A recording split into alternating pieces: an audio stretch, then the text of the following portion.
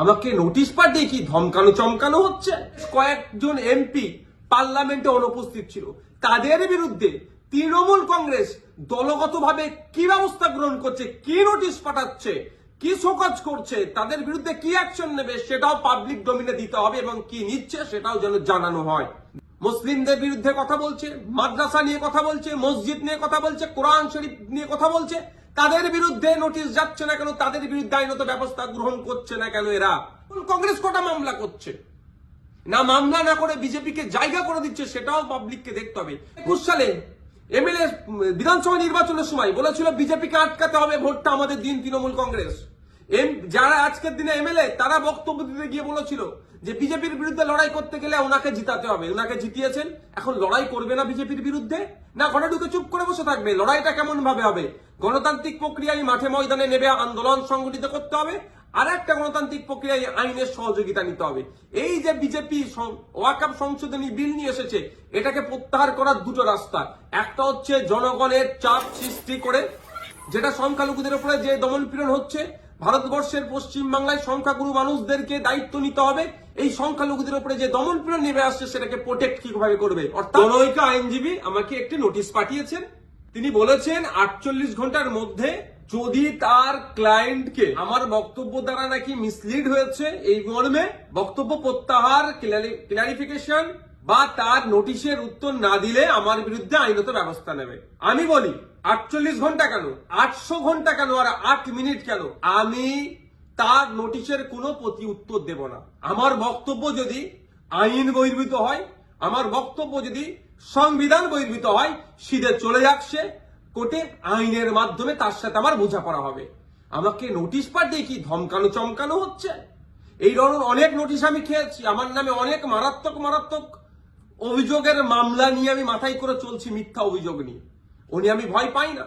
কেউ যদি মনে করেন নওশাদ সিদ্দিকীকে এই নোটিশ পাঠিয়ে ধমকাবো চমকাবো বসিয়ে দেব, আমি তাতে আমি ভয় পাবো না, আমি চমকেও যাব না, কারণ আমার অনেক দেখা হয়ে গেছে এইগুলো। কারণ আমি বলে যাই, আর কাকতলীয় ভাবে বলছি না, এটা বাস্তবিক হয়েছে। 2019 সালে কেন্দ্রের সরকার নিয়ে এসেছিল এক বিভাজনের বিল, সিএ। যখন আমার বড় ভাইজান পিরজাদা আব্বাস সিদ্দিকীর নেতৃত্বে সারা বাংলায় যখন বিজেপির বিরুদ্ধে আন্দোলন আমরা সংগঠিত করেছিলাম, ওই সময় গভীর রাত্রে আমাদের বাড়িতে পুলিশের দ্বারা হামলা চালানো হয়েছিল। সেই রাত্রে আমি সুপ্রিম কোর্টে এসেছিলাম, তারপরের দিনে মামলা করব বিজেপির বিরুদ্ধে, কেন্দ্র সরকারের বিরুদ্ধে। আর এখন আমরা যখন এই ওয়াকফ সংশোধনীর বিরুদ্ধে মাঠে ময়দানে গণতান্ত্রিক প্রক্রিয়ায় লড়াইয়ের বার্তা দিচ্ছি এবং আইনি লড়াই করবে বলে তার প্রস্তুতি নিচ্ছি, আমাদের বাড়িতে নোটিশ চলে আসলো। নোটিশ আসুক, 100 বার নোটিশ আসুক, এতে আমি ভয় পাই না। কিন্তু এটুকু আমি বাংলার মানুষকে জানিয়ে রাখতে চাই যে যারা প্রতিনিয়ত মুসলিমদের বিরুদ্ধে কথা বলছে, মাদ্রাসা নিয়ে কথা বলছে, মসজিদ নিয়ে কথা বলছে, কোরআন শরীফ নিয়ে কথা বলছে, তাদের বিরুদ্ধে নোটিশ যাচ্ছে না কেন, তাদের বিরুদ্ধে আইনত ব্যবস্থা গ্রহণ করছে না কেন? এরা তৃণমূলের মুসলিম বিধায়কদেরকে বিধানসভা থেকে চাংতলা করে রাস্তায় ফেলে দেবো বললেও তাদের বিরুদ্ধে আইনত ব্যবস্থা গ্রহণ করছে না, নোটিশ পাঠাচ্ছে না। আর নওশাদ সিদ্দিকীর কাছে নোটিশ পাঠিয়ে দিচ্ছে। ঠিক আছে, আইনি লড়াই আমি লড়ে নেব। আমার আইনের যারা বিশেষজ্ঞ আছে, সম্মানীয় বিকাশ রঞ্জন ভট্টাচার্য স্যার এবং সম্মানীয় শামীম দ্বারা কথা বলেছি, তারা আমাকে বলেছে তো আপনার কাজ হচ্ছে রাজনৈতিক লড়াই লড়ে যাওয়া, বাকি আইনি দিকটা আমরা বুঝে নেব। সুতরাং আইনি লড়াই কোর্টে আমিও বুঝে নেব। কিন্তু আমার প্রশ্ন, যারা প্রতিনিয়ত মুসলিম সম্প্রদায়কে, মাদ্রাসা মসজিদকে আক্রমণ করছে, বিষ উগলাচ্ছে, তাদের বক্তব্যতে হিন্দু মুসলমানের মধ্যে যে সম্প্রীতি, যে ঐক্য বাংলায় বিনষ্ট হতে পারে, তাদের বিরুদ্ধে কটা নোটিশ করা হয়েছে, তাদের কজনের বিরুদ্ধে আইনত ব্যবস্থা গ্রহণ করা হয়েছে, বাংলার মানুষ একটা জানবেন, আমিও জানতে চাইছি। শুধু তাই নয়, আমাদের রাজ্য সরকারকে, আমাদের রাজ্য সরকারের যিনি প্রধান মমতা ব্যানার্জি মহাশয়াকে একটা বক্তব্য শুনেছিলাম কি জঙ্গি যোগ না কি বলে দেখে দিয়েছিল, তখনও চুপ করেছিল। আর নওশাদ সিদ্দিকীর বিরুদ্ধে নোটিশ, ওই নোটিশ পাঠিয়ে আমাকে কেউ ভয় পাওয়াতে পারবে না। বিজেপির এই ওয়াকফ আন্দোলনের বিরুদ্ধে, সংশোধনী যে নিয়ে এসেছে ওয়াকফ, এর বিরুদ্ধে আন্দোলন জারি থাকবে। এই অসাংবিধানিক, অগণতান্ত্রিক এরা যুক্তরাষ্ট্রীয় পরিকাঠামোকে ভেঙে দেওয়ার যে সংশোধনী নিয়ে এসছে, এর বিরুদ্ধে লড়াই জারি থাকবে। যখন আমাকে খোঁচা দিয়েছে, আমি কয়েকটা প্রশ্ন বাংলার মানুষের কাছে তুলে ধরতে চাইছি এবার সর্বোপরি তৃণমূল কংগ্রেসের কাছেও তুলে ধরতে চাইছি, এর উত্তর দিতে হবে। আমরা জানতে পেরেছি বেশ কয়েকজন এমপি পার্লামেন্টে অনুপস্থিত ছিল, তাদের বিরুদ্ধে তৃণমূল কংগ্রেস দলগতভাবে কি ব্যবস্থা গ্রহণ করছে, কি নোটিশ পাঠাচ্ছে, কি শোকজ করছে, তাদের বিরুদ্ধে কি অ্যাকশন নেবে সেটাও পাবলিক ডোমিনে দিতে হবে এবং কি নিচ্ছে সেটাও যেন জানানো হয়।